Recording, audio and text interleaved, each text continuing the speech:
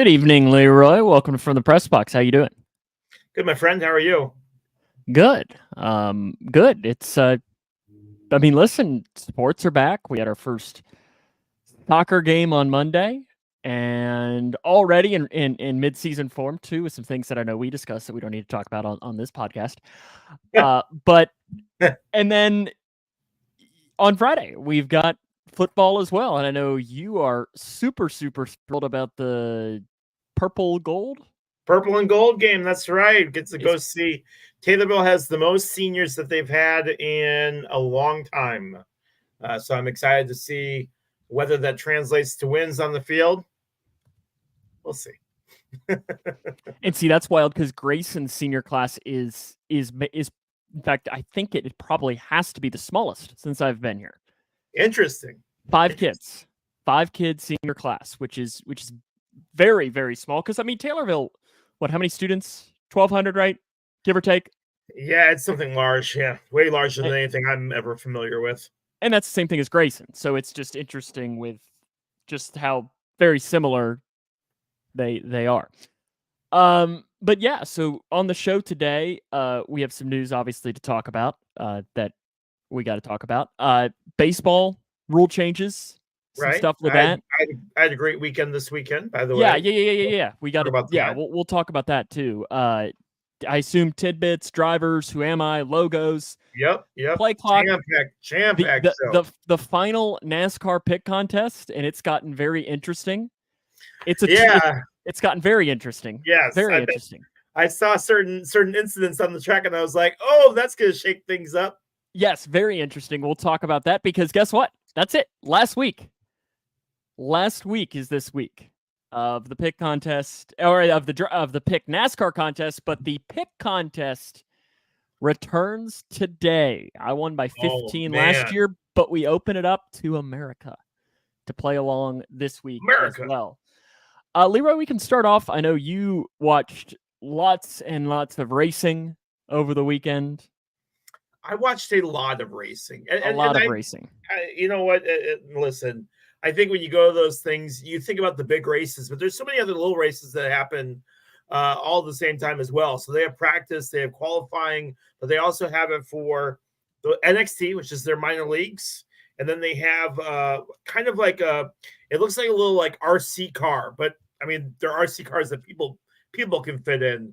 Those, I forget what they call them, but they Silver Crown series, but they also race as well. And Silver Crowns seem louder than the actual Indy cars themselves, which is really wild in itself. But fantastic weekend of racing. The racing was actually really exciting. You always worry about ovals because it tends to be a lot of follow the leader, especially for IndyCar, but it wasn't the case. Both lanes were really used and made for good racing. The ending wasn't what we wanted, but it was a fantastic job. Christy even got pictures of an accident that happened right in front of us on the track. Was one of my favorite drivers, Jimmy Chadwick, was taken out down the front straightaway. But got autographs, got pictures, a lot of hurry up and wait. You wait for your driver, you wait by their tent, you be patient, and usually patience pays off. You can get pictures, get autographs, things like that. So it's just really cool because it would be like being able to be in the locker room for the Reds. Like that's what it feels like because all those drivers all hang out. They're all working. All the pit crews are working. They're all right there. And you can mingle with them while they're working. It's really bizarre. I don't know. I always feel like I'm in the way. Like I always feel like, all right, y'all got stuff you need to be doing. And here I am just standing here. And no, it was a ton of fun. And the heat was a little bit. It was a pretty warm weekend, but Christina had a good time. It was a lot of fun. Good. Yeah, no, it looked like it was a lot of fun and good racing too, which makes it even better. And I think the best part is that you didn't have to pay for your tickets, right?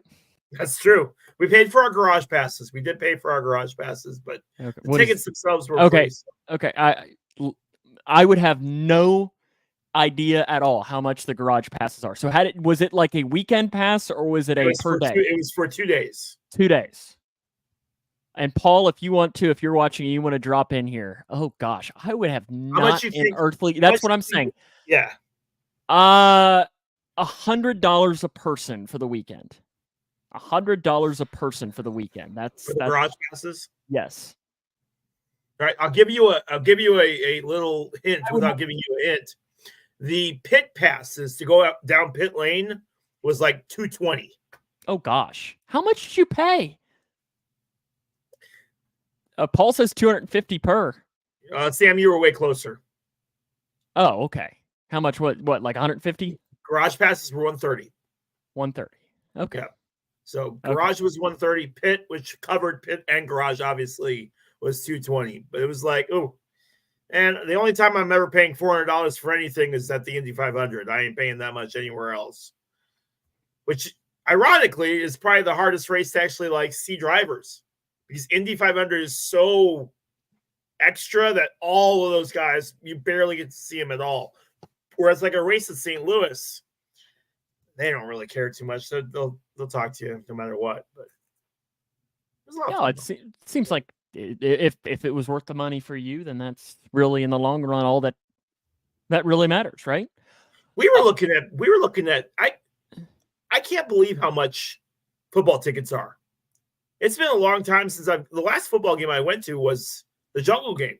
Mm-hmm. Okay. Tickets for the Colts Bears game in the nosebleeds was like $240. Season opener, or home opener for the Colts, I do believe, right? Maybe. Is it there? Is that why it might be, but it's the NFL too. I know. I just, man, and I'm going to show my age here, but holy crap, $250 to go to a football game and sit like where you can touch the freaking ceiling? Oh, I mean, like our Bengals tickets, the cheapest game. And see, it's funny because tomorrow night they have a Thursday night preseason game against the Colts. And literally, we've had our tickets on Ticketmaster because Thursday night is really tough for me to drive up there. If it was a real game, I'd make it work. But with football on Friday, it's too much. And Mick can't go either. So we were just like, well, let's throw him up on old Ticketmaster. And we've dropped him as low as like $20. And just because everybody's having that same mentality of it's a Thursday night. It's preseason. It's not only preseason, but it's the last preseason game. So it's like nobody's playing. Nobody's playing. And I actually kind of enjoy those games. Like if it was a Saturday or a Sunday, I'd absolutely go just because I love the absurdity of it. Because when you sit there and look, like especially in the fourth quarter, like you just look and you're like, 97% of the people on this field right now are going to be selling insurance in 2 weeks. And there's something like, that's kind of awesome, you know? I don't know. We were talking about it earlier this week because one of my coworkers is good friends with a guy who got drafted by the Bengals. Signed, yeah. Signed by the Bengals. And I don't know. I just think it's really cool to be able to be, even if it's just one snap, to be able to be out there. And he's from Chicago, so he got to play in Chicago and play on the Soldier Field. I don't know. How cool is that? I mean, that's just even if he gets cut today, like how cool and is he that? Will. Like he will. He's not going to make the team, but still, he'll be able to tell his grandkids. He'll have his jersey. Yeah. He'll say, he'll probably have it framed and say, you know, this is just really cool. I had a cup of coffee in the NFL, and that's more than a lot of us can actually say. I know since you were working, you probably didn't get to watch any of that game.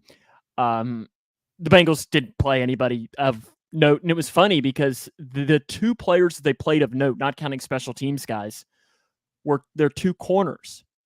And Zach Taylor pulled them off the field a couple of plays into the game because apparently Soldier Field, they had resodded it, but the sod hadn't like mushed or meshed or I don't know how it works. So apparently the field was in awful condition. So he's literally like, yeah, you all, it's raining. Yeah, get your rear end off the field of this game that means absolutely nothing. We don't need you getting hurt because the field just wasn't mushed or I don't know how it is. So it's just kind of interesting hearing all of that with it. Paul says, I just want you to understand that our second and third string is better than your second and third string. So, but what's wild is that the Bengals' second string is almost better than your first string. Because they played pretty even through that stretch. It just shows you that the NFL, especially in the preseason, means absolutely nothing. Freaking Williams went like 0 for 3 on his first 3 drives, and our new punter from Iowa like walked up to him and was like, "Oh, I thought I didn't have to punt this year. Seems like I'm on the field a whole lot." I just thought it was funny. Yeah, and Williams, he made one really good throw, and then he had some moments where he's a rookie, and that's in a way to be expected. And I had honestly not processed that Caleb Williams is as short as he is. And he's really not short, but when it comes to quarterbacks, like I'm taller than Caleb Williams. And I'm about 6'2". Caleb Williams is about 6'1". And when I saw him on the field, I was like, man, I didn't realize. And he's not Kyler Murray. He's about 6'1". But I was like, I did thought he was like 6'4". And you just don't see as many quarterbacks that are that quote unquote small, especially anymore. for a quarterback that goes number 1. Yeah. I mean, Kyler Murray went number 1. How tall is Tom Brady? 6'4". Is he? I would think so. I mean, idea. Burrow is 6'4". I know that, and that's probably your average. Yeah, Brady's 6'4", and that's probably your average quarterback height. I mean, you don't see many Brock Osweiler's who's like 6'8" out there anymore. But it's interesting, and I like the absurdity of preseason football because, like I said, you get so many guys out there who are not going to be on the team. Yeah, Josh says Brady is 6'4", 6'5". And listen, you know me. I've said it multiple times on this podcast. My expectations for Caleb Williams are not nearly as high as some other people. If he can go the whole fourth quarter and not throw an interception, I'm pretty happy. Not going to lie. I got pretty low expectations for... You know who's got very high expectations for him, though, that I've learned? Paul does. Paul Reeves, yeah. He loves him. Paul Reeves loves that guy. Yeah, so Sean Jelly, he's a UK guy, is who he's talking about here. I know Paul just... Pitcher. Oh, my goodness. When he's 6'11", yeah. When he takes a step forward, he's already halfway to home plate. It's like Randy Johnson. He's just so big. Goodness. But we at least have to talk about the big news of the day, Leroy, and it kind of hit me quick because, for one, I didn't know it had happened until about an hour after it had happened. I was doing some chores around the house, doing a couple of things. Your phone didn't blow up? My phone, I had felt some notifications, but I was in the middle of some things. And like I was washing some dishes. So like my hands were taken. And I was just like, okay, it's probably an email. You know, it's, as you know, in this industry, our phones never really stop buzzing. It's emails, it's Facebook messages, it's something. Yuck. So I finally wrapped up what I was doing, or at least got to a stopping point and walk over and find out Joey Votto's retired. And at first it was one of those things that I was like, what? He did what now? And then it kind of set in of like, wow, you know, my favorite baseball player of all time has now retired. And it is weird to say because in a way, Votto's kind of been in my mind retired all season because he'd been hurt for most of the year. He went into AAA, but I really think what he said and his moment to himself was probably something along the lines of is that the Reds are playing the Blue Jays right now in Toronto.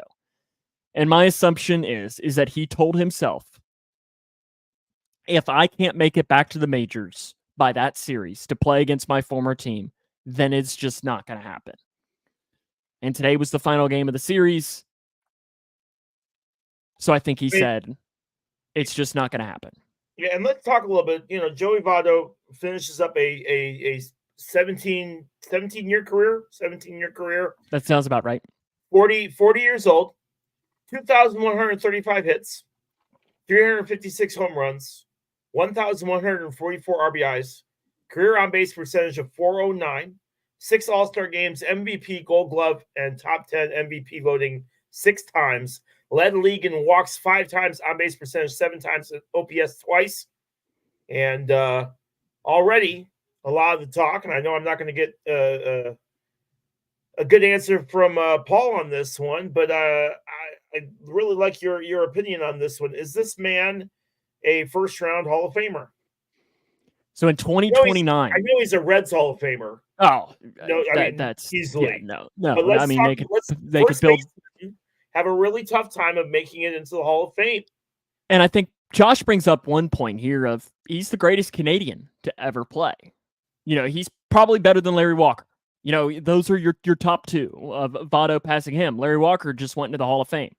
I think this year, or year before last or something. Tell me how you really feel, Josh. And listen, I like Larry Walker, but I mean, you think about it, that in the last 3 years, 2022 Albert Pujols, 2023 Miguel Cabrera, 2024 Joey Votto.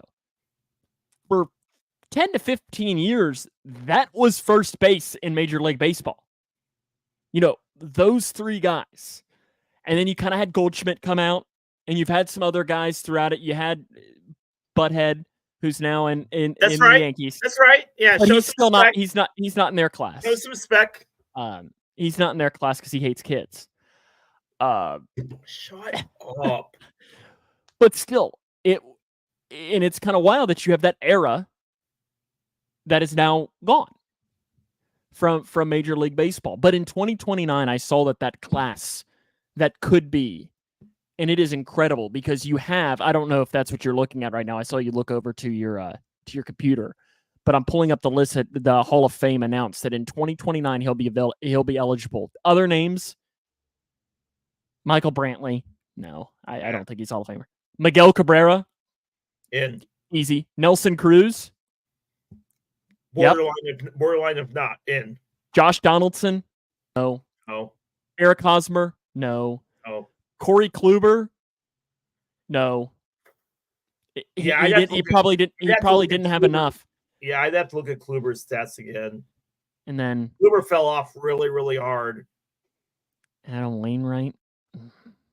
See, that's gonna be the part that's gonna hurt me. Is that if I have to go, you have to go there Cooperstown and listen to his speech. Adam Wainwright give us like, oh well, thanks everyone.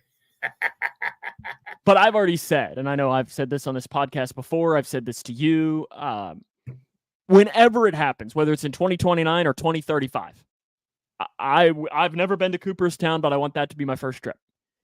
Is when Joey Votto makes it to the Hall of Fame, because he deserves it. Because I mean, he is your analytic Hall of Famer. I mean, 15 years ago, I don't think he makes it because on-base percentage wasn't as revered as it should have been. I mean, you think back to the famous scene in Moneyball. Yeah. Where Jonah Hill's character says, they're talking and said, Scott Hatteberg, what's he good at? Well, he gets on base. Well, he doesn't have hits. Yeah, but he can't hit. But he gets on base. And that's kind of the thought process is that what's the difference between a walk and a single? Yeah, I always thought it was funny because, we joked about it. If Joey Votto was arguing about a ball and strike, it was most likely a ball. The man was absolutely patient at the plate, waited for his pitches. What was the other crazy stat that he had about like no pop-ups in the infield or something crazy where he went I don't think he didn't pop up to first base. Yeah. Until like his last year of his career. Yeah, that's what it was. I knew it was something crazy where like he went like a long majority of time where he never like had a pop up pop up to like. Yeah, that's crazy, man. But yeah, here's to you, Sam. I know your hero has retired today. But I know that one of the favorite questions that always gets asked, and we can close on this and move on to other things, is always, if you could have dinner with one celebrity or one athlete, or you could play golf or, or have a drink or however it might be. Joey Votto is on my list, if not number one with it. What's up, Braden? Leaving a comment. Former Cougar football player. He graduated. So, Braden, we're going to be making some Tobacco Bowl picks a little bit later on. I probably have an assumption as to who you're going to pick in the Tobacco Bowl coming up on Friday night. He played in it a couple of times. But still, congratulations to doing. And Paul, you're not wrong with this. A single can score a guy from second, but the only way a walk scores a guy is if the bases are loaded. So it's a slight difference. And you're not wrong when it comes to that. You're not wrong. Go Cougs is right, Braden. Go Cougs. But you look at some of these. I mean, like in 2012, I just an know on-base percentage of 474. Meaning that nearly half of the time he got on base. Yeah. And in 2017, he was robbed. Giancarlo Stanton won MVP. Robbed was Joey Votto. I mean, you listen to his line. 320, 454 on-base percentage, an OPS of 1.032, 100 RBIs, 36 home runs. Yeah, Cougs are going to have to lock in if they want to keep the stick. And listen, I'm not. This isn't anything against Joey Votto. Joey Votto's had a fantastic career. The Hall just has not been very good to first baseman. I mean, you look at Don Mattingly sitting on the sidelines, not in. Joe Mauer's in, but Joe Mauer spent a good majority of his career playing catcher before he transitioned over to first. But isn't this the Pujols, the Cabreras, yes. the Vottos, this getting first Pujols, of the new age of first base? Getting Pujols in will be huge for that position. Oh yeah, because I mean, Albert Pujols is a day one. I mean, listen, when a Cubs fan and a Reds fan will vote for a Cardinal, that he absolutely deserves to be first ballot Hall of Fame, and Albert Pujols probably deserves to be 100%. Yeah. Phenomenal baseball player, and a guy that actually seems like he's a decent human being. But then again, wasn't there some stuff with his wife? Lying about his age. Wasn't there some stuff though with his wife, right? Yeah. What was that? Divorce her when she had cancer or something? Like in there. There was something weird about it where like something about insurance or something like that. Like he divorced her so she'd get taken care of or something weird like that. Yeah, divorcing wife who just had brain surgery. Yeah, she had brain surgery, and the next week he divorced her. Well, honey, thanks. Appreciate it. Oh, by the way, sign this really quick.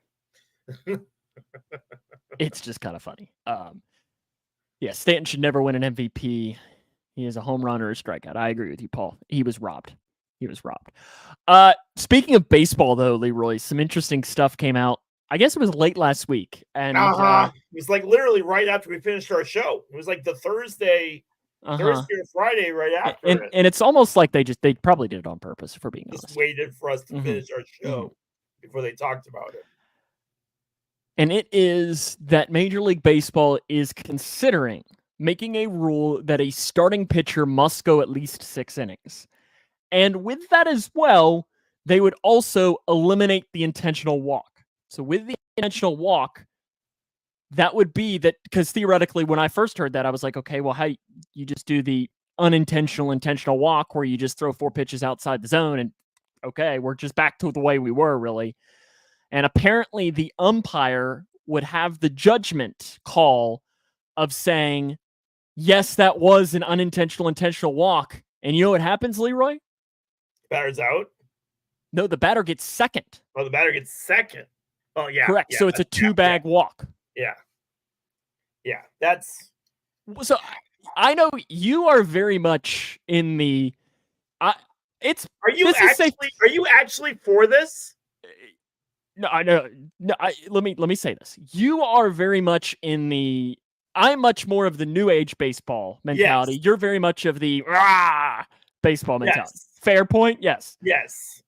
So I was thinking that this is more of Manfred actually trying to reach out to the older generation, because myself being the younger generation thinks this is the dumbest thing in the world. And for the most part, most of the reaction that I've seen has been the older generation being like, yes, we need to get back to starting pitching being the way that it was.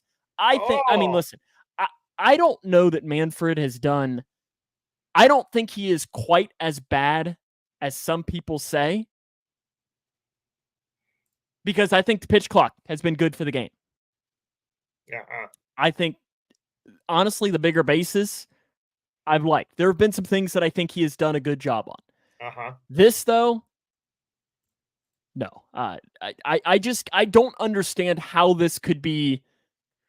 How this is a good idea. All right, so let's back up a little bit here. Having a man on second to start the 10th inning is the most ridiculous thing I've seen, and I would take pitch clock over having a man starting at second any day of the week.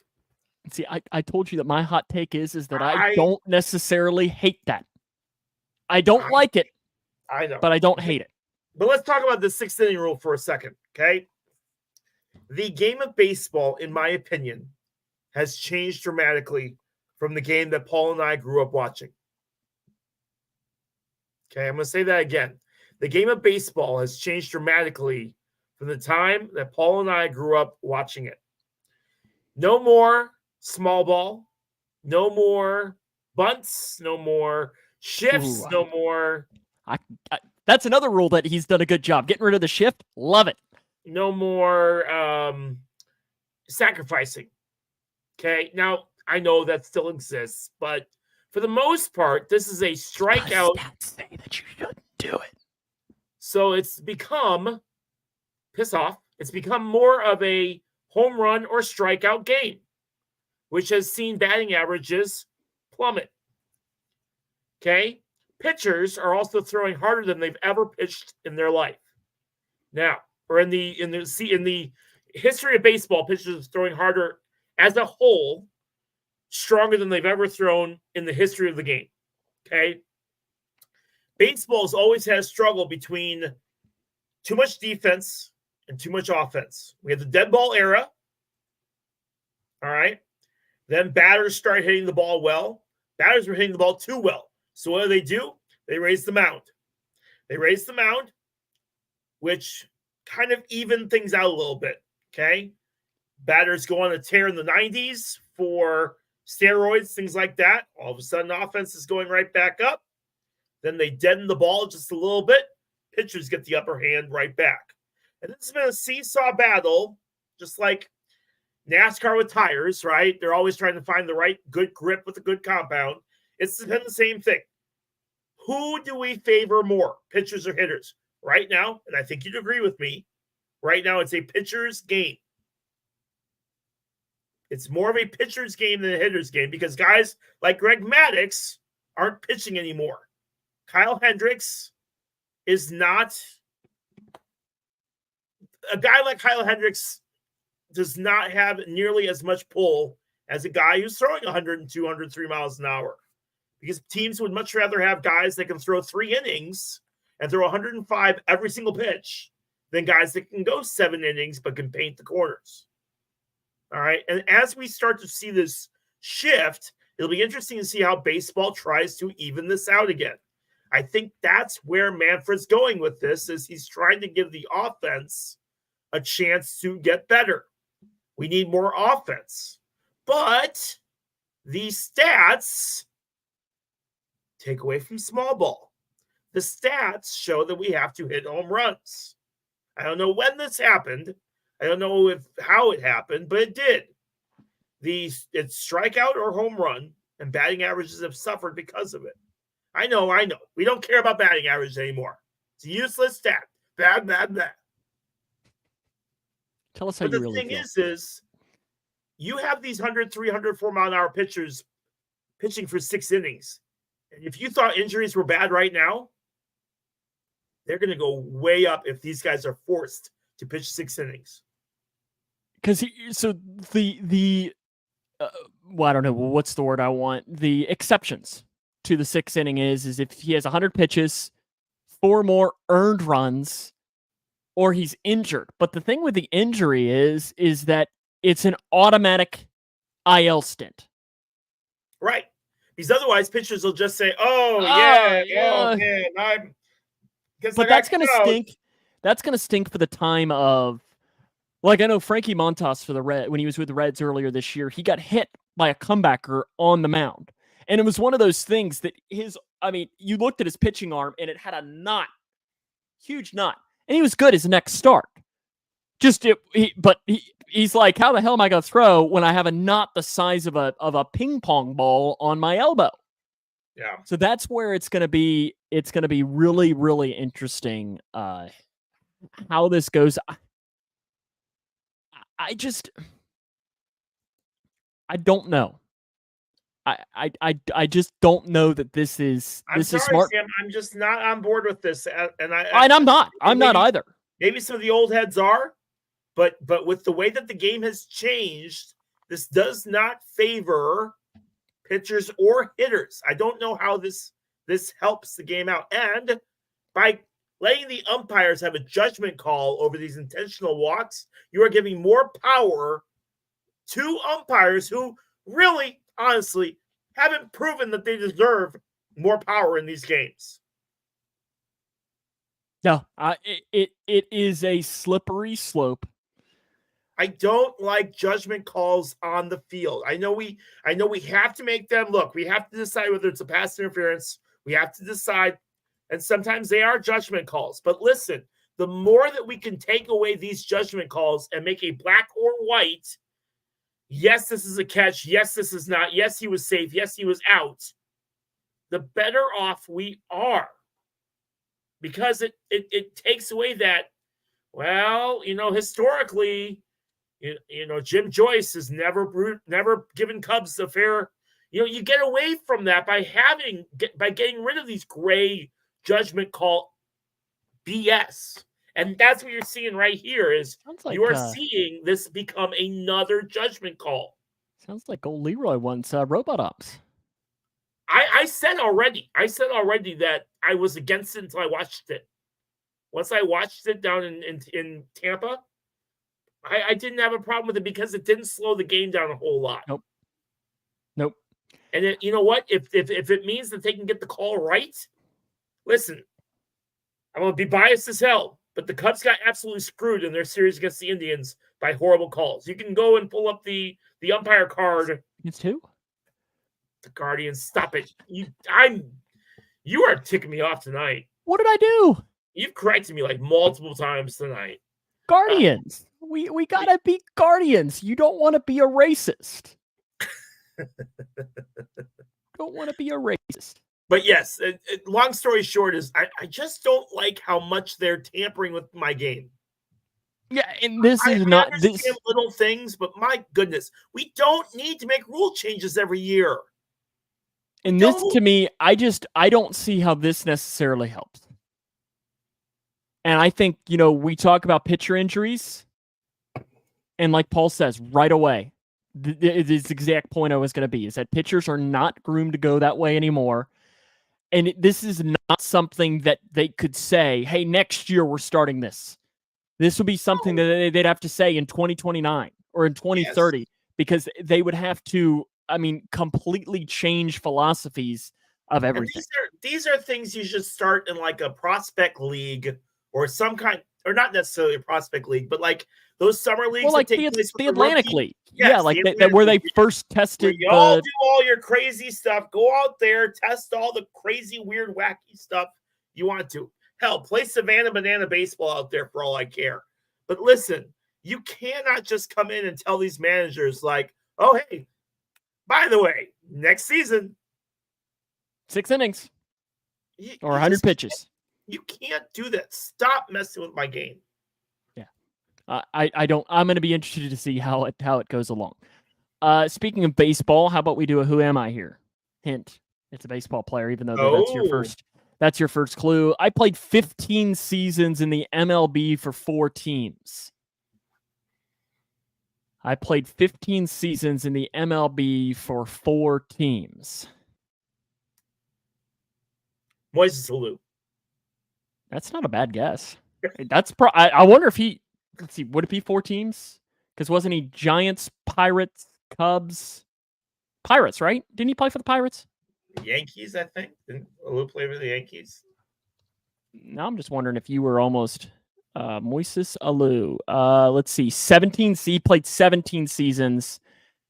And he played for more Pirates, Expos, Marlins, Astros, Cubs, Giants, Mets. I forgot he played for the Mets for a couple of years. Yeah, his last couple of years. Bro should have retired at 15 years. Gosh, you look at good stats too for him. But no, it's not Moises Alou, and it is not Albert Bell either. I was recognized by Forbes magazine as one of the 30 most generous celebrities. I don't want to talk about his time with the Marlins. Thank you. I'm good on that. That was a horrible year. Oh, Alex Gonzalez. I was recognized by Forbes as one of the 30 most generous celebrities. 30 most generous celebrities. Well, it ain't Mark McGwire. Nope, it is not Mark McGwire. My grandfather was Swedish and had to Americanize our last name when he came over. My grandpa was Swedish and Americanized our last name when he came over. Because you know what I mean by that. Like, so Chuck Knobloch. Got it. My grandfather was Swedish and Americanized our last name. I was blocked by a standout at my position, so I had to move to the outfield. It is not AJ. It is not AJ Przinsky, and it is not Drew Bledsoe either. It's not Drew Bledsoe. I was blocked by a standout at my position, so I was forced to move to the outfield.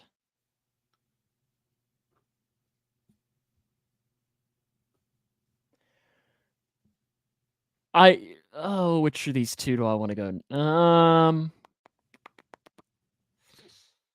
I don't think this is going to help you at all, so I'll save my favorite fact for the last one. I most recently served as the head coach at Houston Christian University. I most recently served as the head coach at Houston Christian University. Go Huskies. Again, could have spent all night asking me, and I never would have got that, so I've used their logo before. I don't think you got it. I'm sure you have. But they played Western a couple of times. I most recently was the head coach at Houston Christian University. And the final one here. One night, Cubs fans waved Twinkies at me. And I demanded them to throw them at me. And they did. And I proceeded to eat one on the field. Oh! Who am I? Oh, crap. What's his name? I can picture him. Do you remember this moment? Yes, I do. Cubs fans baseball's such a funny sport. Waved Twinkies at me one night, so I demanded that they throw them at me, and I caught two and ate them. Oh, what's his name? Again, I played 15 seasons for 4 teams. I was recognized as Forbes as one of the 30 most generous celebrities. My grandfather was Swedish and Americanized our last name. I was blocked by a standout at my position, so I moved to the outfield. I most recently was the head coach at Houston Christian University. Maybe that's a hint. Cubs fans waved Twinkies at me one night, so I demanded that they throw one at me. Was it Gary Gaetti? No. Paul says he's stumped.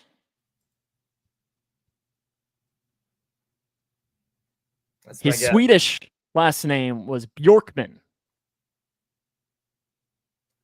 Lance Berkman? Lance Berkman is correct answer. I had no idea that story was true about him and the Twinkies. Like, I'd never heard that story before. I have. But the thing is Lance Berkman killed the Reds. In his career, he hit 315 with 60 home runs. When he was with the Astros, I mean, listen, the Killer Bees, Berkman, Bagwell, Biggio, Bell. Oh my gosh, that's what made that Kerry Wood 20 strikeout game so special. Was that Astros lineup was so freaking good. So he was blocked by a standout by the name of Jeff Bagwell. So I had to move to the outfield and play that. But Lance Berkman, I had no idea that he was of Swedish ancestry either. Bjorkman was his grandfather's last name, which I found interesting. Very cool. He was great. Yeah, he was great. Oh, he yeah, was, he he was a was. great player. Great player. You got any tidbits this week? I do. Let's go ahead. I'm gonna put you on the spot with the WNBA music. It You have it? is. Yeah. Let's start with some WNBA stuff right now.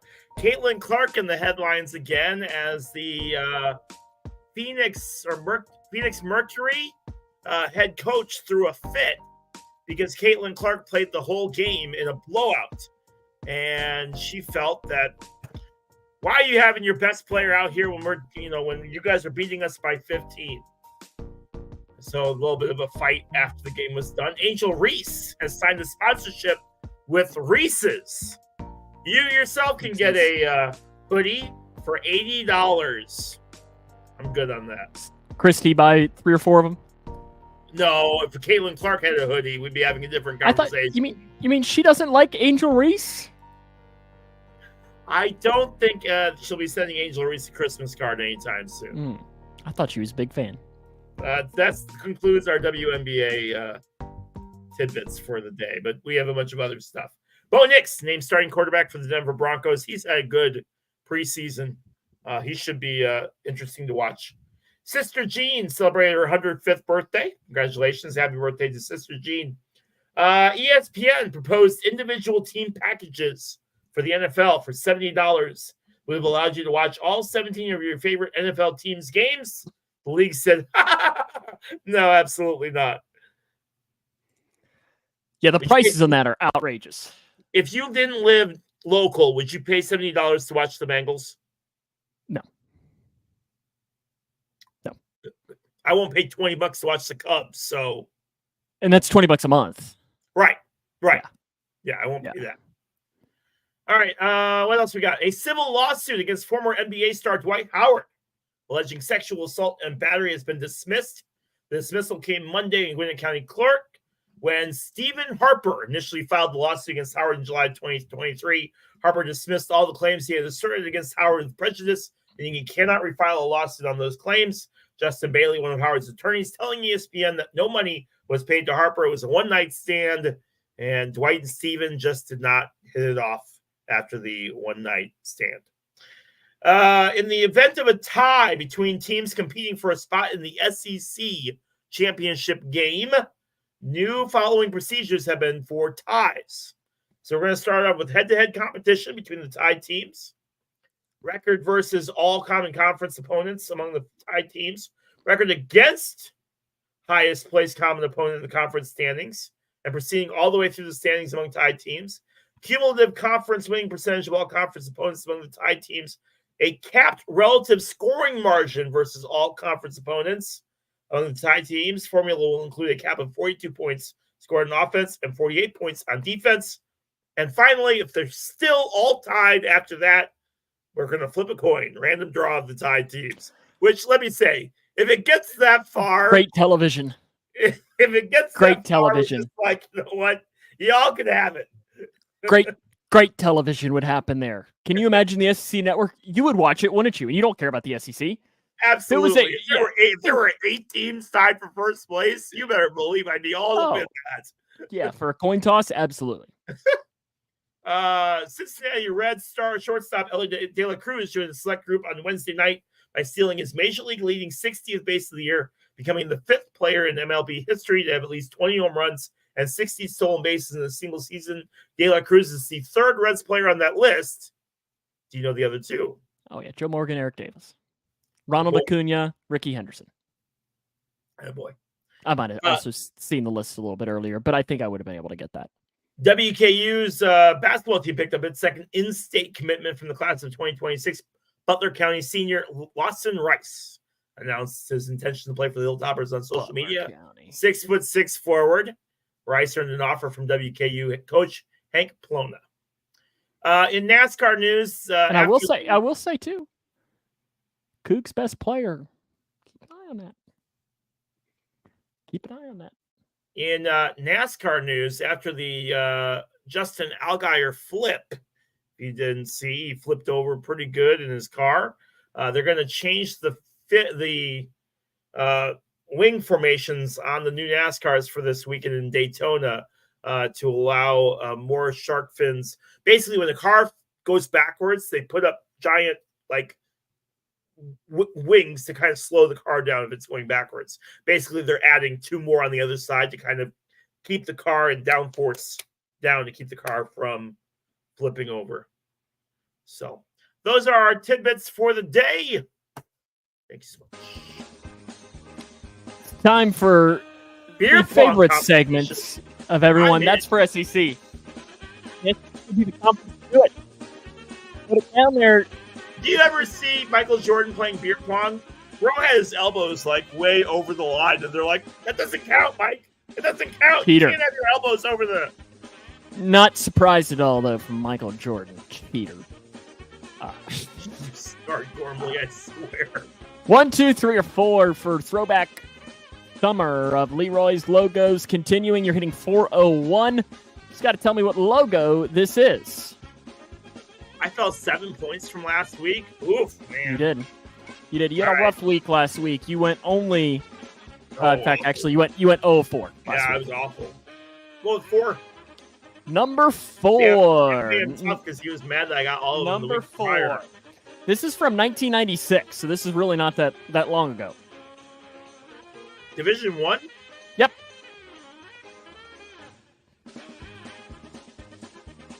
This is a Division 1 school.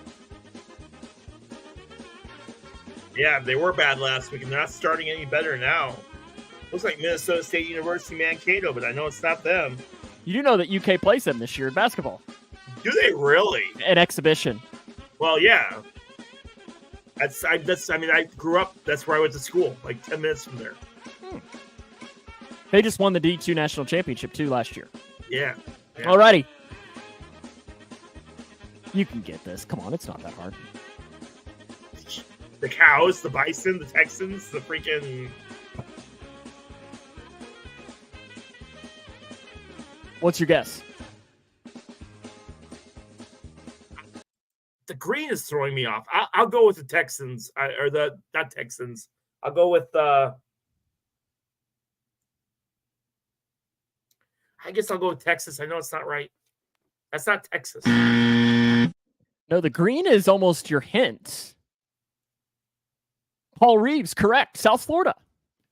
The South Florida Bulls. Oh, South Florida Bulls. It's one of your favorite schools to guess, and I think you've guessed it multiple times. This is the second time I've had it, and I don't think you've ever actually gotten it on the time that it actually was happening.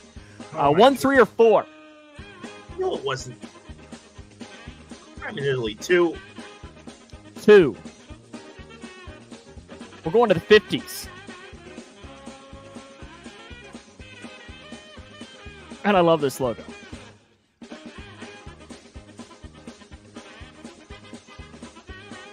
I think it's the 50s. Actually, it might be the 40s.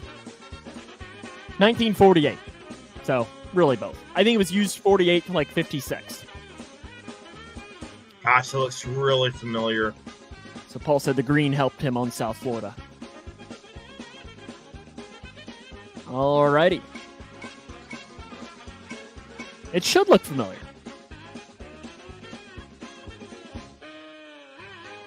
What are you thinking?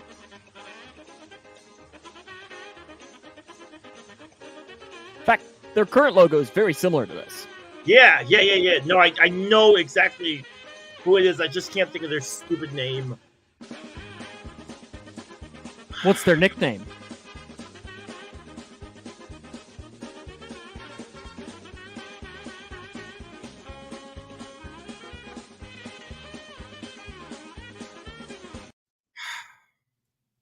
What are you thinking?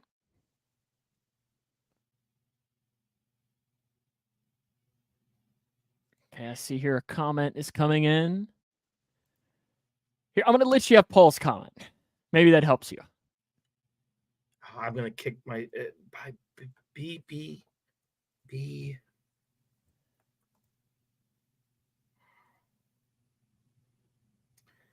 I'll go with Appalachian State.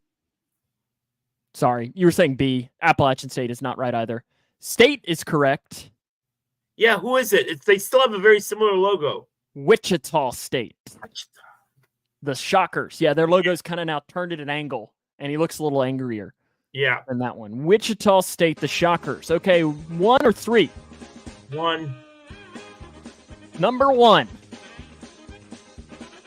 I had to do some quick... Paul's right. Somewhere in the middle of the USA. Near Nebraska. You're right, Paul. And saying you did Wichita have to do State. some editing, didn't you?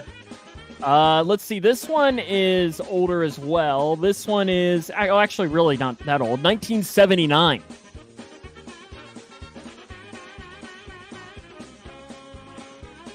And as you can tell, I had to do some very quick editing on this. The text, the little blurbs on the outside is...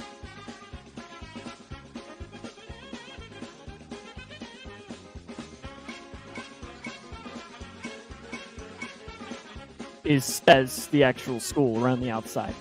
Alrighty. You got a guess? Rice. You had a 50-50 chance. I know. FAU. FAU. Florida Atlantic. And then there's your last one. I was even nice enough to give you their nickname. Paul agreed with you in saying Rice, but no, it's Florida Atlantic. Does the nickname help you at all on this? No.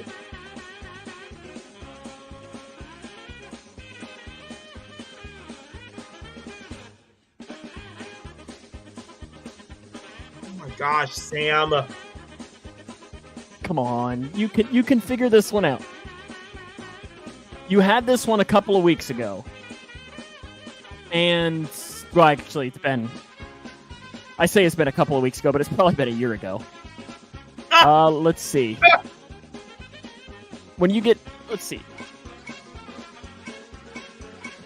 We absolutely have had this one before. Why is it not popping up?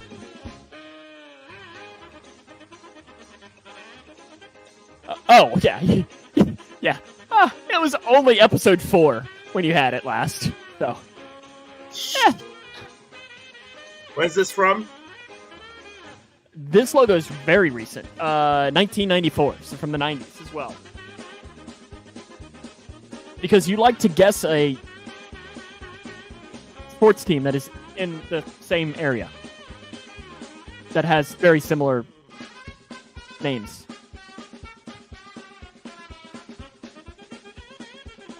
I know. It's awful. Alrighty, what are you thinking? Something in Florida. Come on, give us Florida.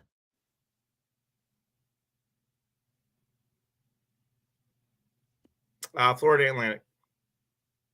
That was the one we just had. Oh,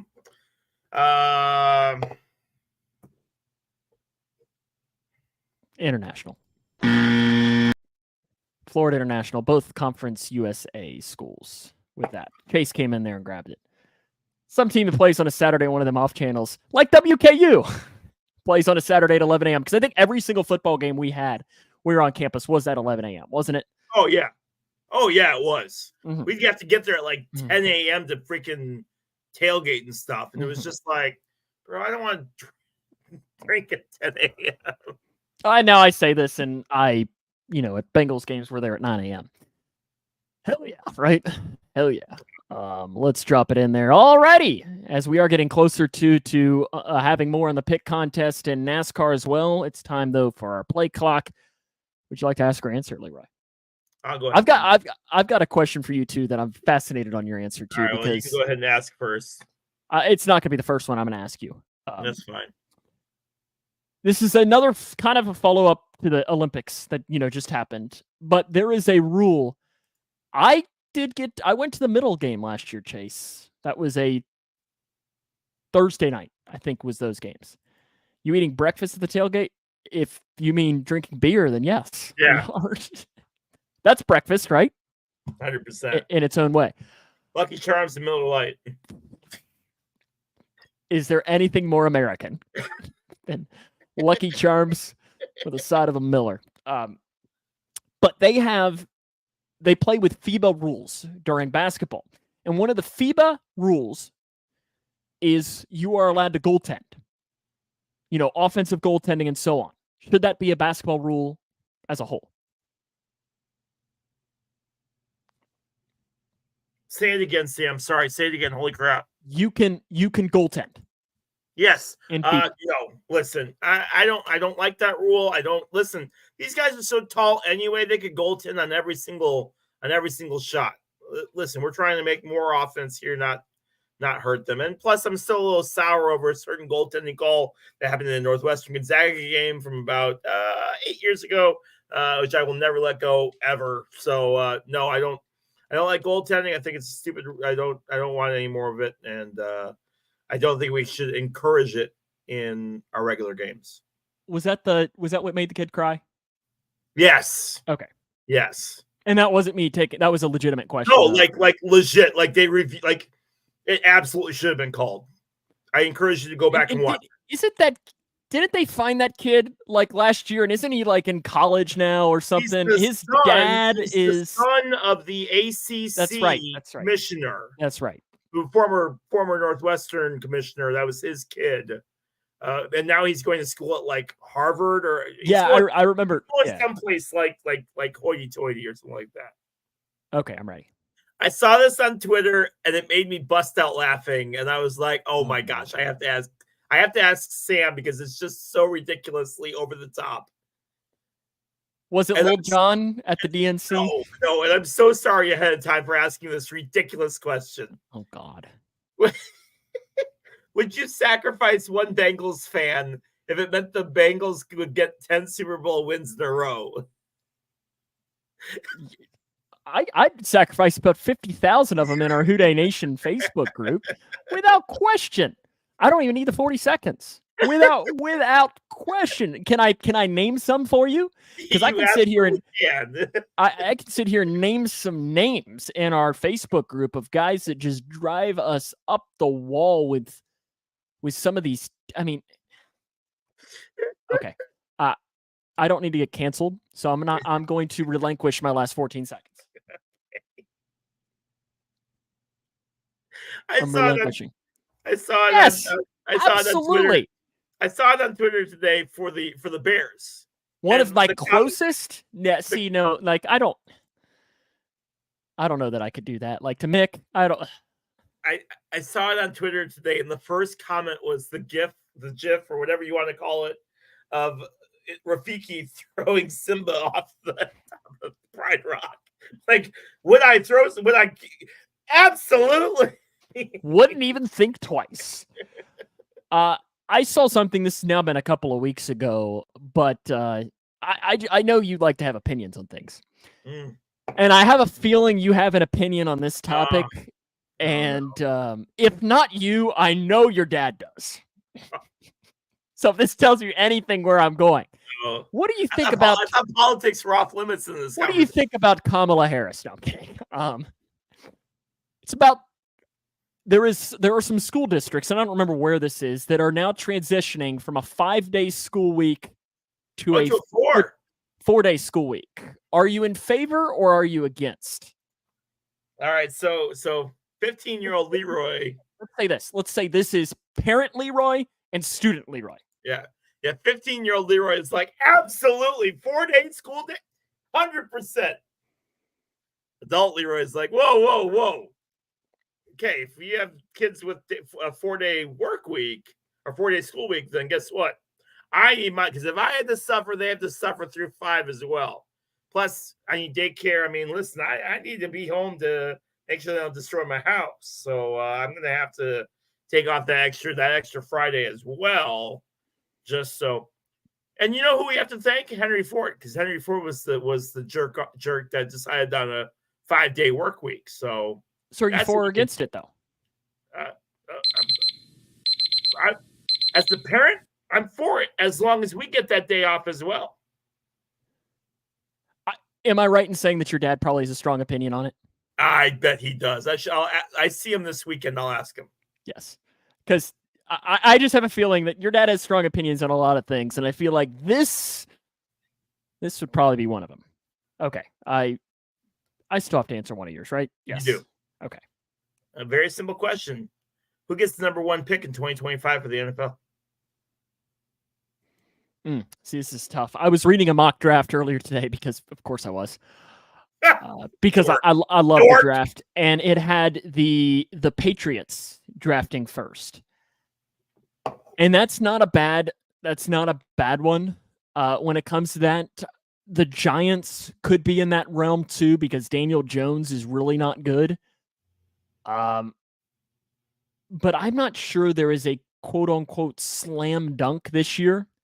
Paul might be right in Carolina, but they've done some sneaky things that they might be a little bit better, and you're hoping that you're going to get a year 2 bump out of Bryce Young. But really, my biggest shock right now is that Paul didn't say it was going to be the Bears, considering that he doesn't think Caleb Williams is going to be worth anything. If Caleb Williams isn't worth anything, then he'd be picking number 1 again next year, and they can draft Carson Beck. Right? Oh, you gotta give him the courtesy 3 years before you send him over to Pittsburgh. Yes. but yet the they'll probably give the Steelers a first-round pick as well because they just love giving Chicago. They just love giving things. Okay, the Bears are picking second, Paul says. So he's at least not completely against Caleb Williams. Maybe they'll beat the Packers. I cannot wait for the season to start. Because if he doesn't look good, ooh. Listen, I'm fine with that. I honestly, Burrow had some stinky games in his first season. Yeah, 1 or 2 bad ones. Yeah, and then he got hurt. So, which I don't hope happens to Caleb Williams at all. Do you have some drivers here before we start? It's going to be Bayesian, right? Most likely going to be Bayesian.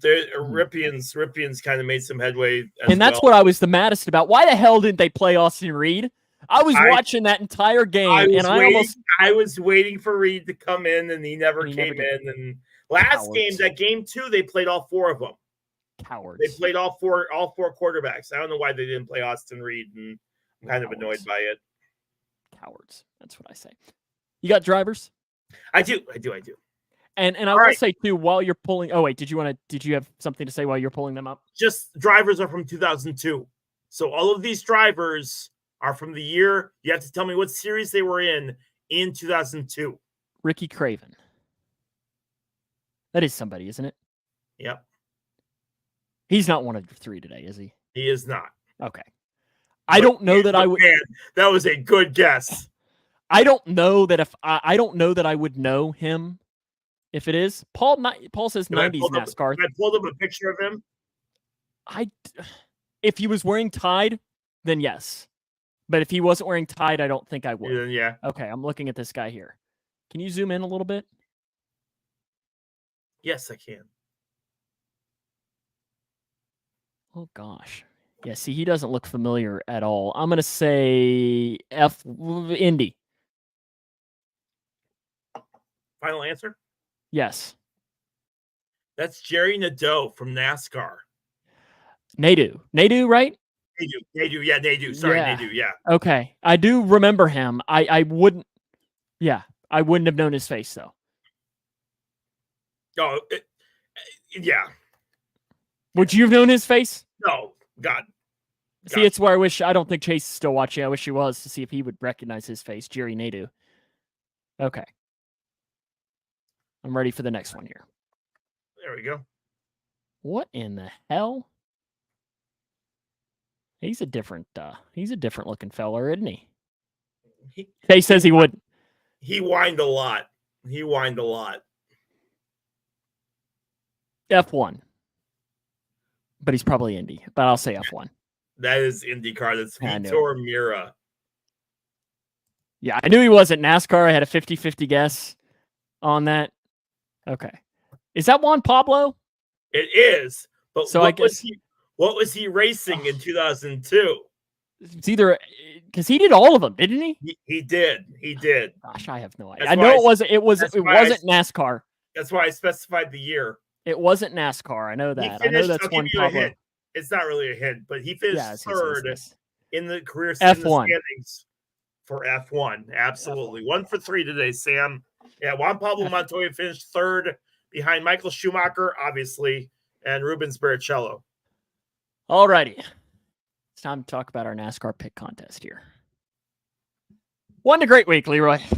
Not good week at all. It was not a great week. Not good. Unless you're Paul Reeves. I know, Chase. You got to hide the freaking the cleaners, man. 1 week remains. It ends Did this any week. of our drivers finish the race? Paul Reeves. Paul Reeves' driver finished William the race? Byron getting 50 points. Oh, he is my now goodness, taking Paul. the lead. Paul Paul is my taking man. the lead. No he has one 732 points. I'm at 708. Leroy is at 643. Chase is at 572. So, Leroy, that means you are you're 90 points behind first place, which means that you can't win. Right. Paul and I both have a shot. So here's what I'm going to say. Okay. We are both going to message you.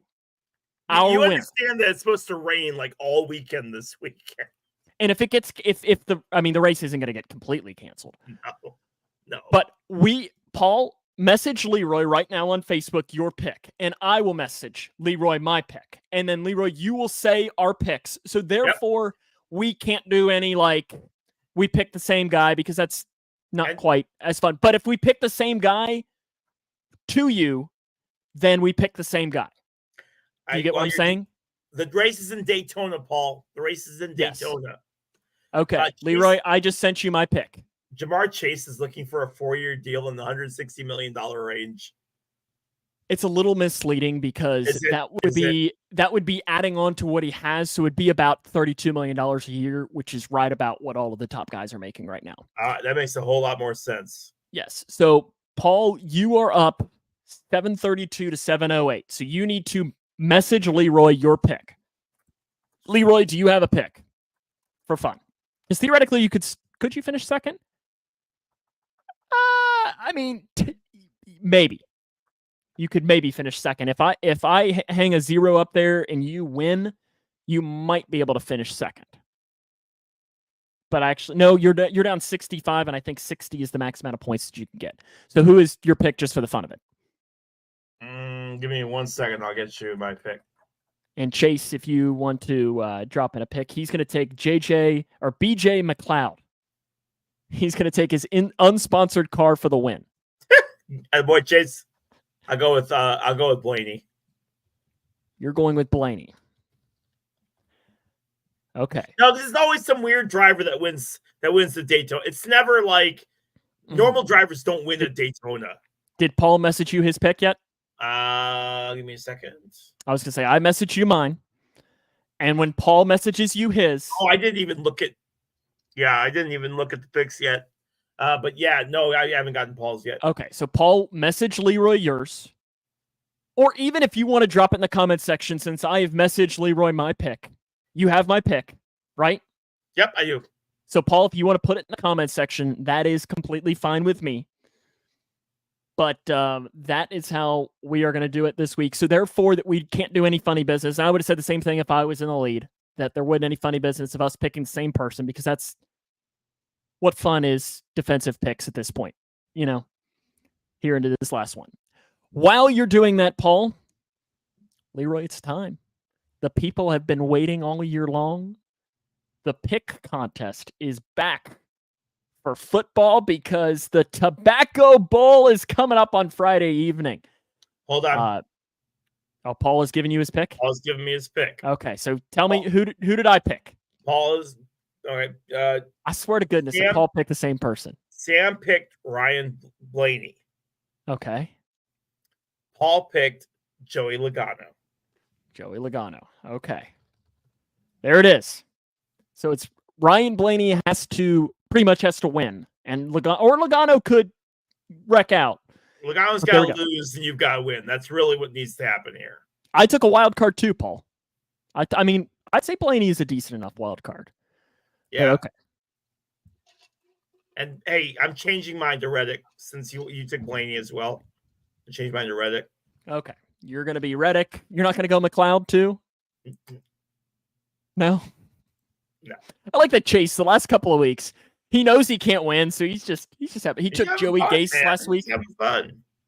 All right, so yeah, well, it is time for the pick contest, and it's back. We're so excited, guys. We're so excited to have our pick contest back. We know the summer in NASCAR, we had fun with that, but listen, our bread and butter for the last 5 years that we've done this has been the pick contest. So we're excited to be doing this.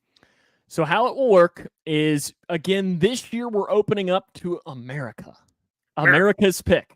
America. So you in the comment section will get a pick. And how we'll do it is that you will get to pick all of the same games that Leroy and I pick. That's right. But we are going to flip back and forth for you all for whether you get to pick the Grayson County game or the Taylorville game of the week. So that means this week you're picking the Grayson County game because there is no Taylorville game. And do they keep score in the purple gold game?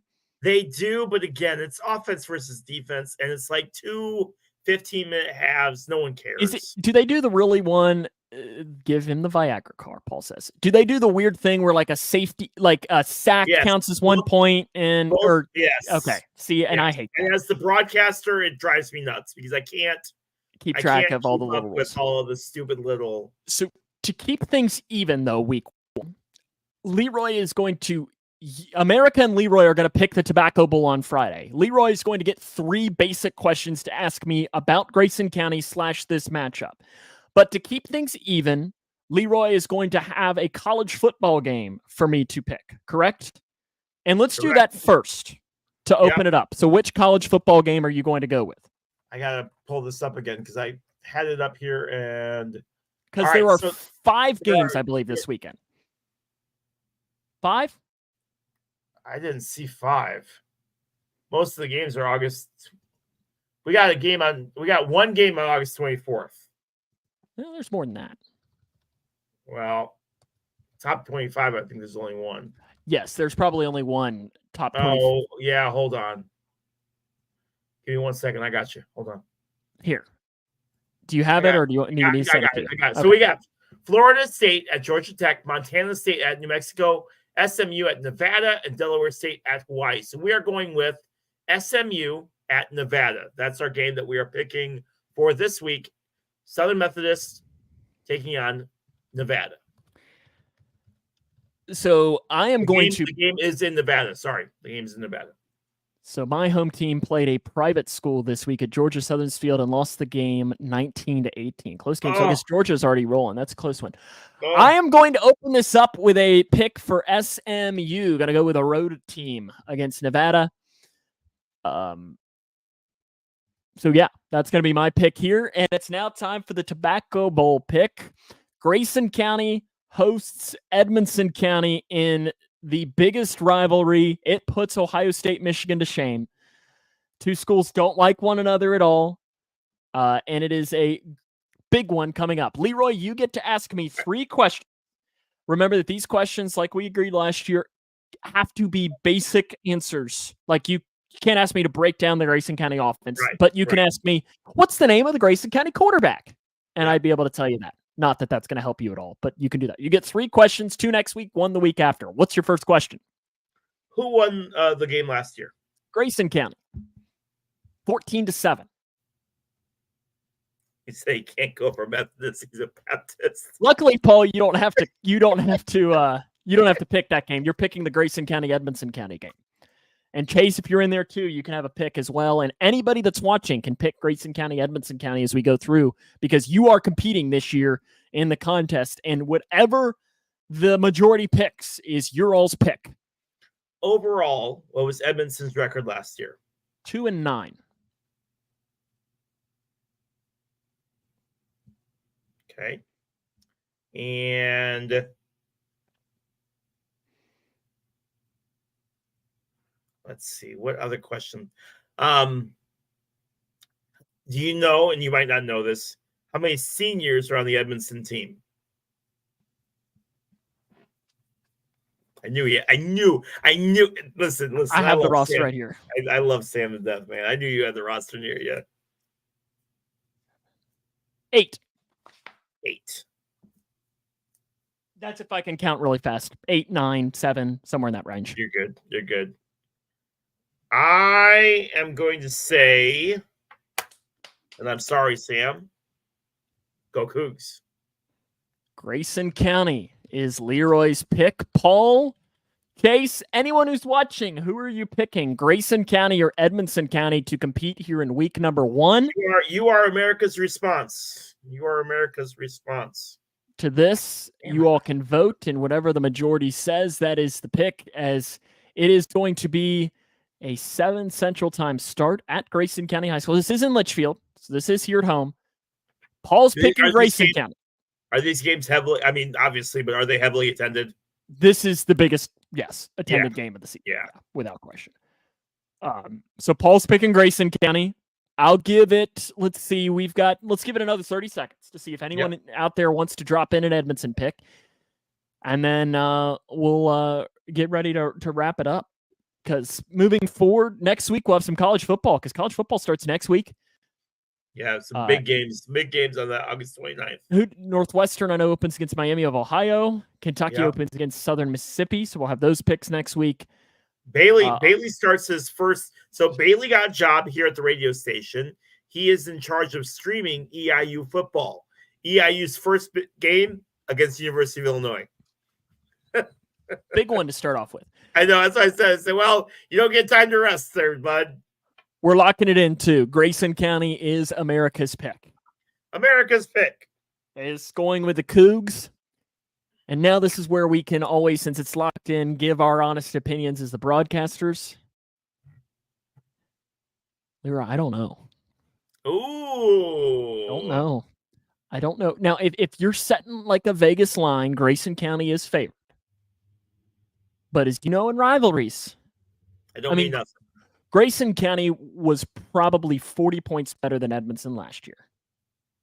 Yeah. And they won by 7. It just shows that you don't really know. And I'm telling you, the Bears could be 0-16, Packers could be 16-0, and that game will come down to the last quarter, man. It's going to be very, very interesting how it goes. I'm looking forward to it. Grayson County is one that, so they play for the tobacco stick. How'd they look in practice? In the scrimmage on Friday? Yeah.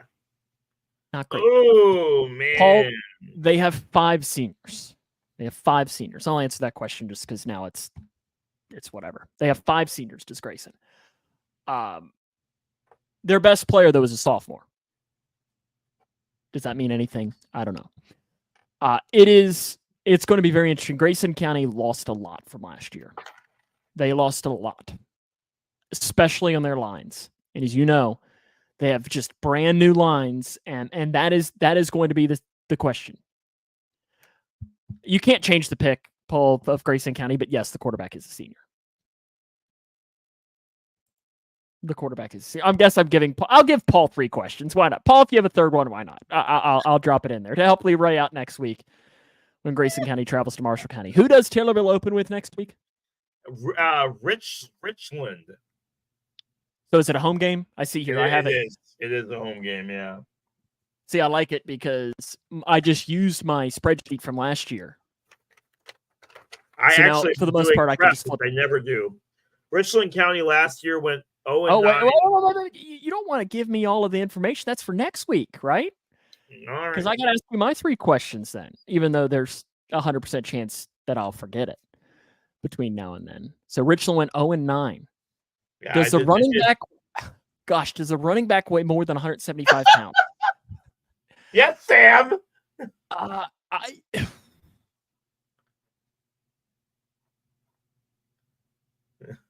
does Caden weigh?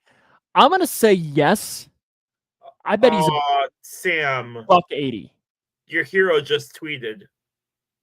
I saw it. Joey? Yeah, did you see his tweet? Now I gotta look. Timeout. Yeah, I'm sorry. Oh. I know. That's what I was saying. Joey Votto tweeted and said, driving to the stadium right now, my Uber driver said, "Are you a player?" And I said, "No." I hope he goes into media. I hope he goes into bingo. But Paul, to answer your question, I'm going to say that he is. In fact, let me just look. I bet you he's getting recruited semi. So I bet you his Twitter. I bet he's got it on his Twitter how much he weighs. Let's see. Caden is okay. It says here he says he's 5'11", 190. So yes, and I think that's probably pretty accurate. When's the last time a guy played 17 years for one team? I mean, it's rare. It's got to have been quite a while. Who's the last Cub to play 17 years as a Cub? Ernie? Yeah. I mean, for the Reds. I wonder how long Ryan played for him. Did he only play for the Cubs? No, he was drafted by the Phillies. Yeah, I was going to say most years played for 15 years. He played 15 years for the Cubs. Sandberg did. So I'm trying to see here because I guess, I mean, technically he didn't. Chipper, that's a really good one for Paul. Ernie played 19 years with the Cubs. Ernie did. Let me check Chipper Jones. So I'm looking here. Here is the list. The list of Major League Baseball players who spent their longest careers. So the top two. Yeah, Chipper played 19. Brooks Robinson and Carl Yastrzemski both spent 23 years with the Orioles and the Red Sox. Al Kaline, Stan the Man, Mel Ott all spent 22 years. George Brett spent 21 with the Royals. Walter Johnson, Ted Lyons, Ripken, Willie Stargell. Yeah, Ripken. Yeah. Oh. What? King of the A-holes spent 19 seasons behind the plate. I think you know what I'm talking about. Thank you for not saying his name. Mm-hmm. He who must not be named. Barry Larkin. Okay. Barry Larkin. He spent 19 years with the Reds as well. Johnny Bench spent 17 years with the Reds. So the Reds have actually had quite a few. Joey Votto, 17 years of that. Let's see who it is, the longest Cubs. So do you have that answer? I think it's Ernie. Ernie played 19 years. 19 years. That is it. Okay. Oh, here you go. 16 years with the Cubs from 1932 to 1947. Do you know who this is? 32 to 47? Yes. I don't know that I've ever heard this guy's name. Smiling Stan is his nickname.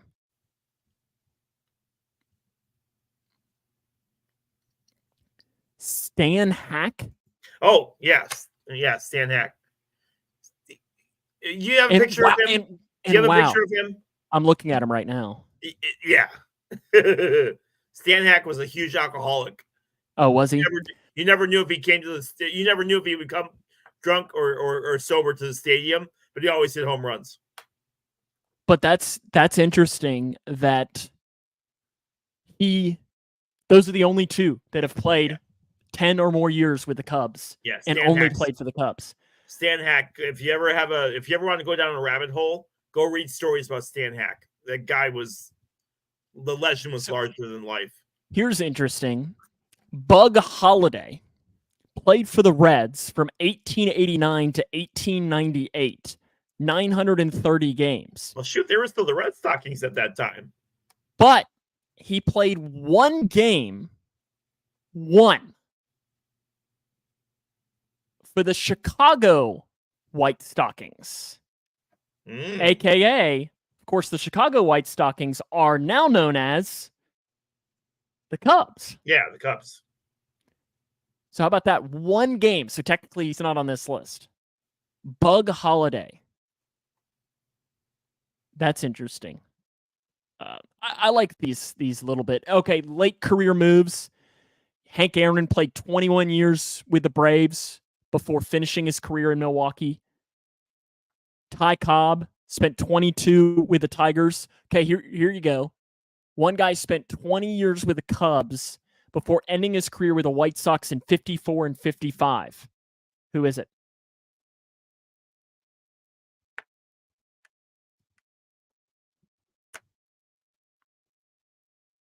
No idea. Phil Cavarretta. Oh, yeah, I never would have got that. I know the name, but You see, I don't. That's one that I don't know either. How long did Ferguson Jenkins pitch for them? Okay, here you go. So these are. Can you name all of the current active players who have played at least 10 seasons with a single MLB team? All the what? For one, there's now one less name on this list. Would you stop? You are okay. Active players who have played at least 10 seasons with one team right now. Did Eddie Matthews play for another team other than the Braves? Okay, Mike Trout. He's not on this list, Paul, but let me see. Eddie Matthews. Yeah.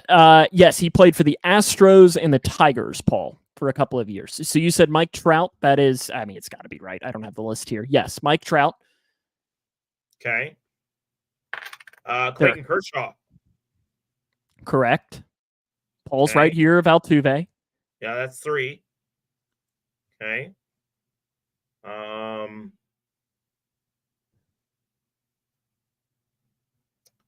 Gosh. I'm taking one name off of this list because he's currently a free agent. Danny Duffy. He's currently a free agent, but I guess he's not officially retired, but he hasn't pitched in the majors in 3 years. So he doesn't count on this list, at least in my eyes. Okay. How about I give you a team here? Yeah. Rockies. I love this guy. Oh, Yep. Yep. You know him. Right fielder, right? Right fielder? Yep. What's his name? Oh, no. I did enough. Paul, what's his name? Right fielder with a long beard for the Rockies. Piss off. I did enough. Charlie Blackmon. I love that guy too. Good grief, man.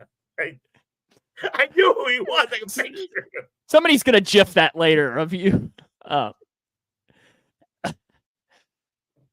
Royals. Okay. Royals catcher. Yeah, Charlie Blackmon. Yep. Royals catcher. Another guy that I just love watching play.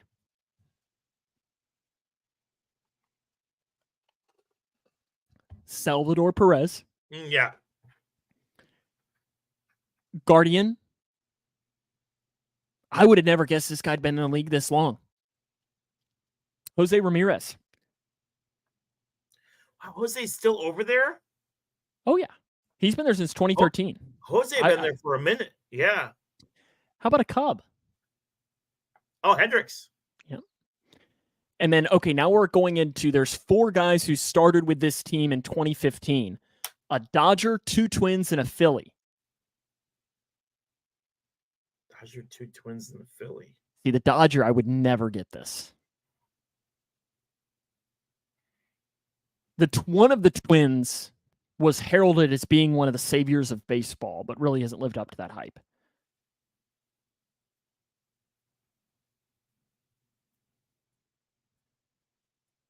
Not Harper because he started as a national, Paul. So he's a national and a Philly. So this is only one. They can only play for one team. He was this guy. One of the Twins was the number 1 prospect in baseball for multiple years and has not been able to stay healthy. Center fielder. Oh yeah. Byron Buxton. Yeah, they signed him for a bunch of money and he hasn't done nothing. Max Kepler. Okay. Is also a Twin. Austin Barnes is the Dodger. Oh yeah, I wouldn't have gotten that. Got Austin. And how about a pitcher for the Phillies? Arguably their ace. Well, maybe not their ace. I think Paul doesn't like this guy, but I also think that that's just because he plays for the Phillies. Or at least Paul thinks this guy's overrated. I think we had a conversation about this a couple of weeks ago. Nola, that's his name. Aaron Nola. Paul's got it. Aaron Nola. Paul, don't you think he's overrated? Or you have something against, or is it just because he plays for the... It's the Phillies. Let's be real here. In fact, Nola has a record with the most consecutive strikeouts There in a game. There it is, Sam. I knew it was coming. But he has the MLB record for most consecutive strikeouts in a game, tied with what two players? Do you know this? One is current player, and one is arguably one of the best pitchers of all time. Sandy Koufax. A little newer. Red Met. Tom Seaver. Okay. And Corbin Burns. Okay. Corbin Burns. Interesting. I knew Paul had a hatred of Aaron Nola. Now, if you're being honest, Paul, how much of this is that he plays for the Phillies? How much of this is that he actually is maybe a little bit overrated?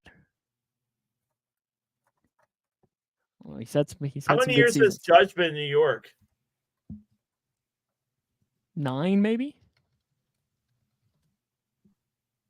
So he was a rookie of the year in 2017.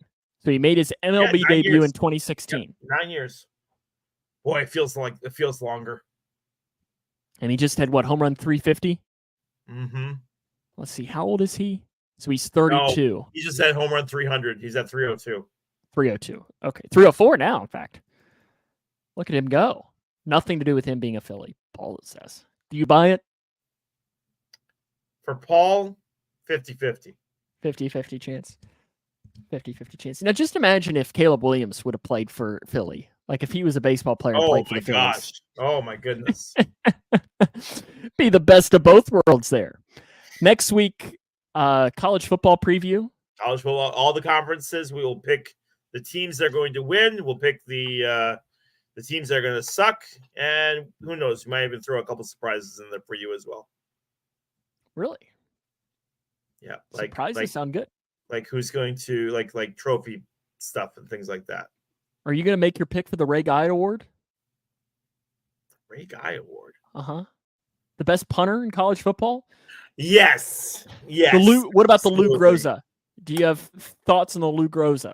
I do not. Best kicker? Alex McPherson. How about that? He'll win the Lou Groza.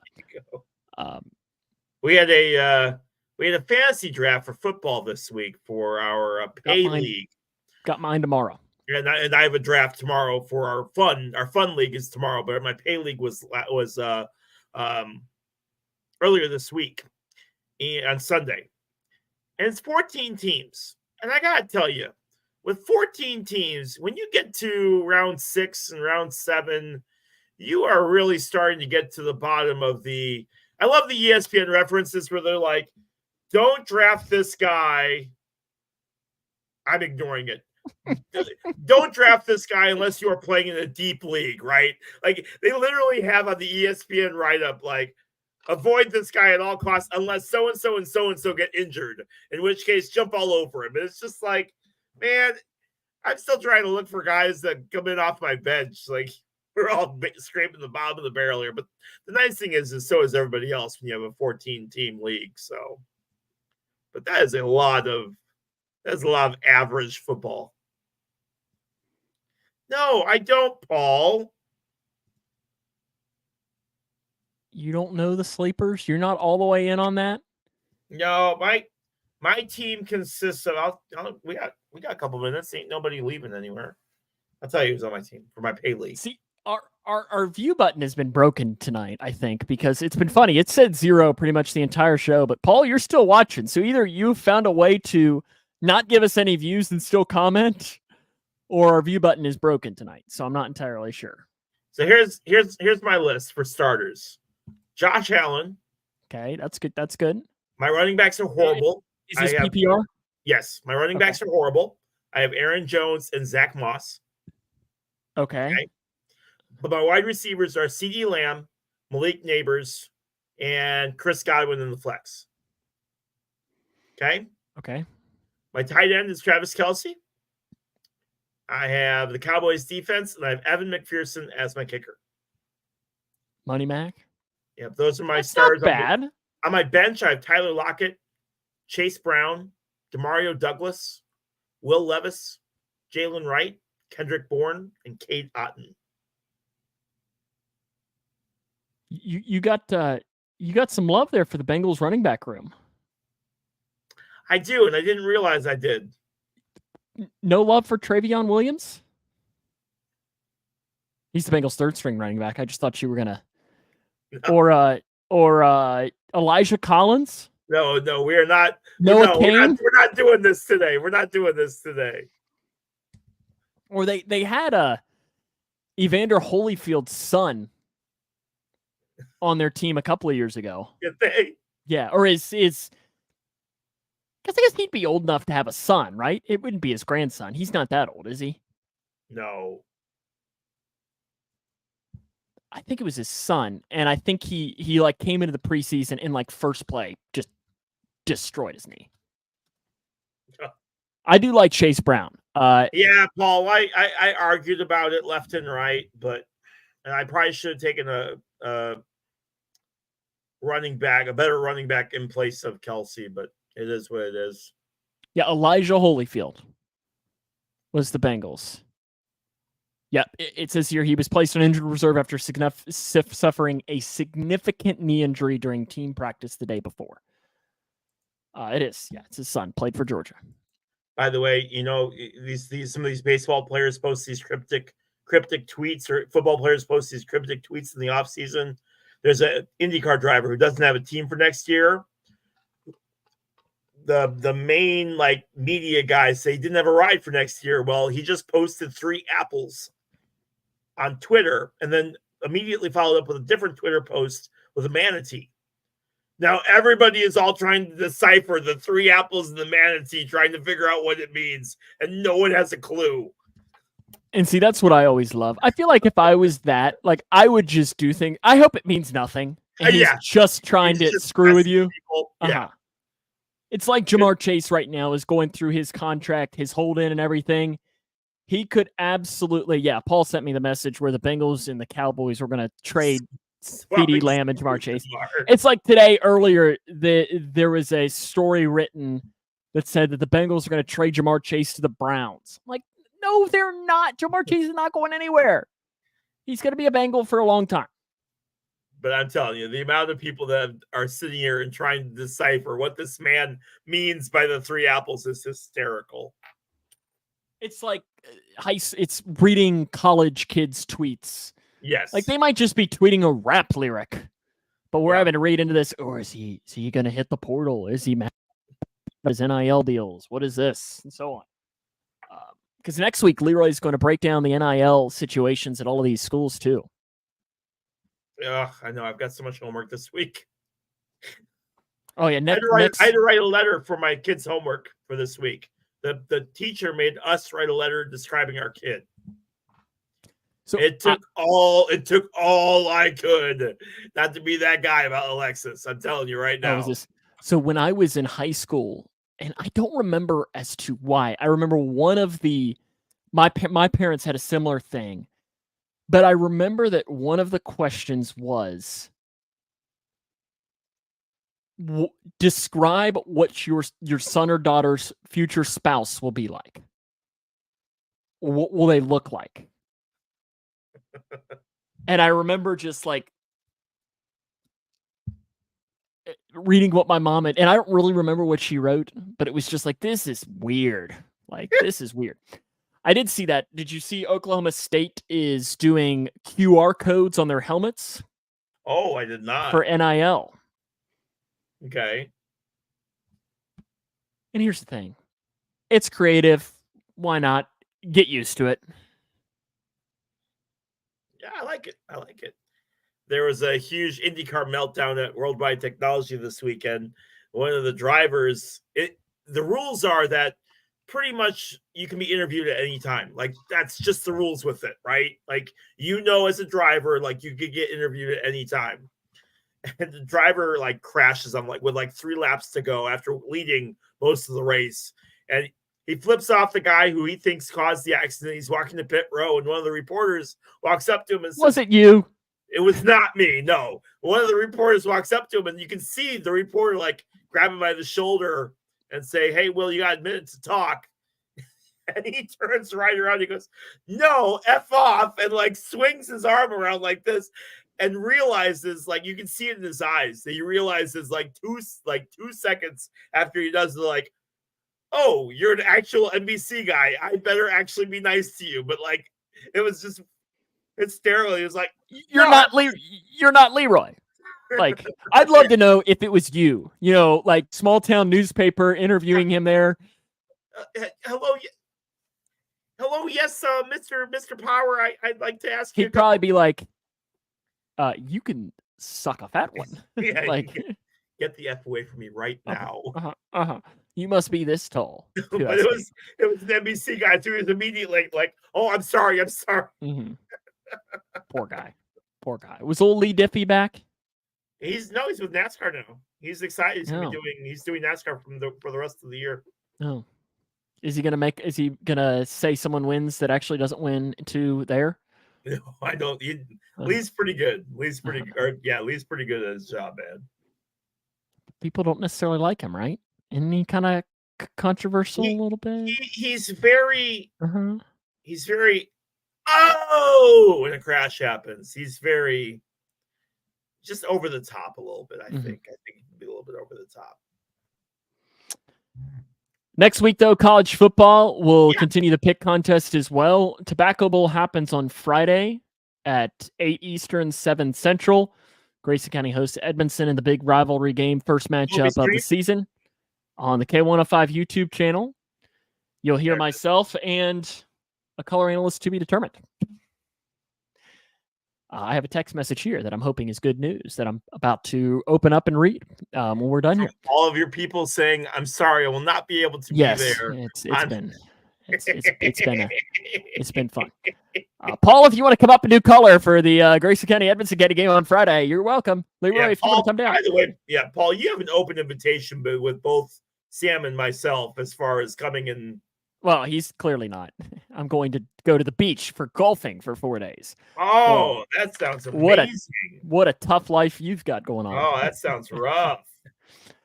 Good luck to you this weekend. Hopefully you hit the fairways, and I think that's a good way for us to close it out. And we'll see you next week, right, Leroy? Any closing statements? No, just thank you so much, and we'll see you next week.